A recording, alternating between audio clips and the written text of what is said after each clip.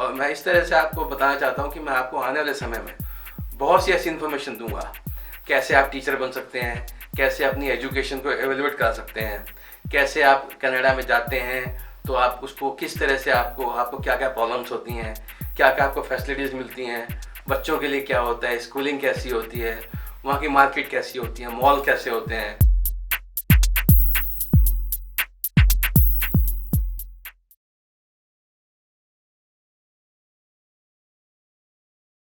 Hello everyone, मैं Morris Dixon. आपका मेरे यूट्यूब चैनल मॉरिस डिक्सन में स्वागत है।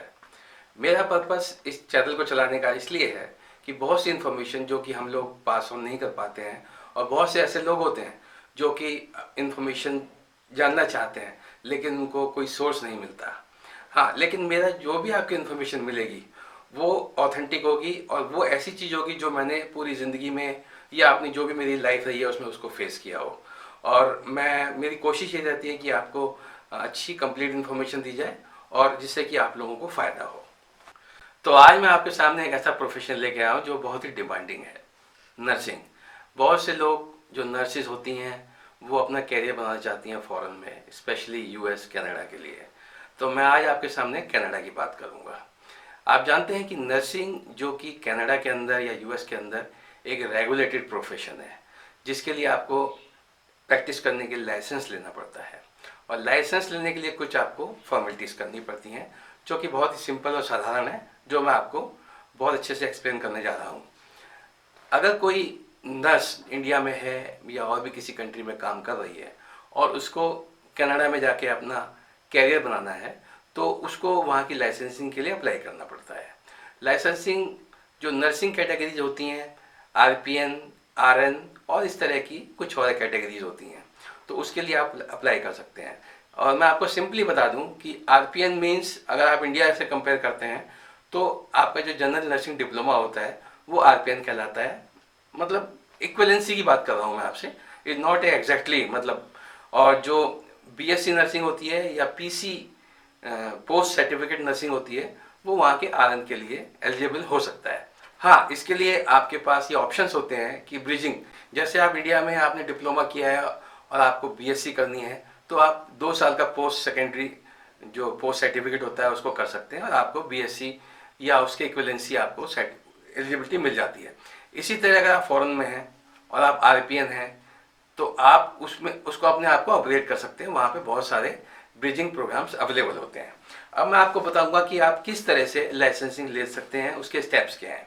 सबसे पहले आपको ये डिसाइड करना है कि आपको कौन सा कोर्स चूज़ करना है और आपको कौन सा स्टेट या प्रोविंस जिसको हम बोलते हैं वो चूज़ करना है। उसके बाद आपको सारे पेपर्स जो होते हैं वो इंडिया से गैदर करने हैं। वो मैं आपको बताता हूँ कैसे करने हैं। सबसे पहले आपको आपके जितने भी सर्टिफिकेट्स हैं, डिप्लोमाज हैं या वर्क एक्सपीरियंस है, उसका पूरा एक अपने आप एक रिकॉर्ड्स आप अपने पास बना लीजिए और वो रिकॉर्ड्स आप अपने पास हैंडी रखिए। हाँ, इससे पहले मैं बता दूं आपको कि जो कनाडा के लिए जो CNO.org जो एक साइट है वही इसको पूरा डील करती है। वो एक ऐसी बॉडी है जो लाइसेंसिंग देती है। और जिस तरह से हमारे यहाँ पे डिफरेंट डिफरेंट नर्सिंग काउंसिल्स होती हैं, हॉस्पिटल्स जो कि ट्रेनिंग कराने के बाद, इस तरह वहाँ पे CNO.org जो कि सारी वहाँ पे लाइसेंसिंग ऑथराइज करती है।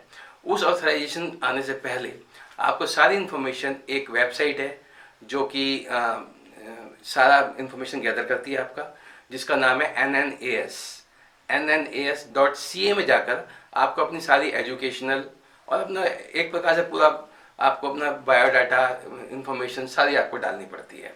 और उसके लिए आपको सारी अपनी स्कूलिंग की, आपको आपका डिप्लोमा या आपकी डिग्री जो आपने की हुई है और आपको वर्क एक्सपीरियंस पूरा डालना पड़ता है और उसको सबमिट करना पड़ता है। बेसिकली उनकी एक फ़ीस होती है जो कि टाइम टू टाइम आपको साइट पे मिल जाएगी। वो इन्फॉर्मेशन आप डालने के बाद, फीस सबमिट करने के बाद आपको एक नंबर अलॉट होगा जो कि आपका एक एप्लीकेशन नंबर होगा या आइडेंटिफिकेशन नंबर होगा, जो कि आपकी सारी फ्यूचर कॉरेस्पॉन्डेंस में काम आएगा। जैसे ही आप वो एप्लीकेशन सबमिट करेंगे, ऑफ कोर्स आपको फीस भी उसी वक्त देनी है और आपके सारे फॉर्म्स उस वक्त जनरेट हो जाएंगे। जैसे आपने डिप्लोमा किया है या आपने बीएससी नर्सिंग करी है तो जिस कॉलेज से आपने की है वो उस कॉलेज का फॉर्म, जो भी आपका नर्सिंग काउंसिल है उसके लिए फॉर्म, और जो आपका हॉस्पिटल या जहाँ जहाँ आपने काम किया है उसके फॉर्म जनरेट हो जाएंगे। तो आपको क्या करना है, वो सारे फॉर्म्स आपको प्रिंट करने हैं, और जो जो वो डिपार्टमेंट्स या नर्सिंग काउंसिल या हॉस्पिटल, बेसिकली एक नर्सिंग काउंसिल होता है, एक हॉस्पिटल होता है जहाँ से आपने, या इंस्टीट्यूट जहाँ से आपने नर्सिंग की है, और तीसरा होता है आपका एक्सपीरियंस जहाँ आपने काम किया है या जहाँ पे आप काम कर रहे हैं। वो तीनों जगह आपको वो जमा करने पड़ते हैं। जमा करने के बाद वो कुछ फॉर्मेलिटी होते हैं, उनकी अपनी कुछ फीस होती है, वो आपको देनी होगी। और उसके बाद वो जितने भी फॉर्म्स होते हैं या जितने भी डॉक्यूमेंट्स होते हैं, तो आपको उस इंस्टीट्यूट से या उस हॉस्पिटल से या जो भी आपका वर्किंग प्लेस था, वो आपको उनको रिक्वेस्ट करनी होती है कि वो आपका वही सारी डिटेल्स, आपका NNAS का जो एड्रेस होगा वहाँ पे डायरेक्टली भेजें। यह याद रखिएगा कि आप खुद ये काम नहीं कर सकते, वो आप उनको डायरेक्ट ही भेजने पड़ेंगे उनके पास। जब सारी इन्फॉर्मेशन के बाद पहुँच जाएगी, तो उसके बाद वो अपना एक असेसमेंट करते हैं, और takes may be 1 to 3 months। सारा वो उसको करने के बाद वो एक एडवाइजरी रिपोर्ट बनाते हैं। वो एडवाइजरी रिपोर्ट होती है CNO.org, जो कि एक कॉलेज ऑफ नर्सिंग का जो हेड ऑफिस है कनाडा के अंदर, वहाँ वो इन्फॉर्मेशन सारी भेजी जाती है। उसके बाद वो कॉलेज आपकी सारी असेसमेंट करता है, जो कि आपकी NNAS ने आपकी सारी जो चेक किया, आपका पूरा असेसमेंट किया, उसके बेस पे वो CNO को सारी इन्फॉर्मेशन भेज देता है। तो CNO आपको एलिजिबिलिटी देती है। हो सकता है वो आपको एलिजिबिलिटी ना दे, और हो सकता है आपको ये बोले कि आपको कोई शॉर्ट टर्म कोर्स, कोई 4 महीने का या 6 महीने का, या कोई ऐसा ही कोई कोर्स आपको करने के लिए दे कि जिसमें प्रैक्टिकल आवर्स करने हो या थ्योरी कुछ करनी हो, तो वो आपको सजेस्ट कर दे। तो जैसे ही आप वो कोर्स कर देंगे, या फिर आपको हो सकता है एलिजिबिलिटी मिल जाए, तो आपको वो इन्फॉर्म कर देंगे कि you are eligible for taking exams. तो उस कंडीशन में आपको you are free, you can apply for examination. जो भी आगे महीने, 2 महीने, 3 महीने में जब भी एग्ज़ाम होना हो, साल में कई बार होता है, तो आप उसमें जाके अपना एग्ज़ाम दे सकते हैं।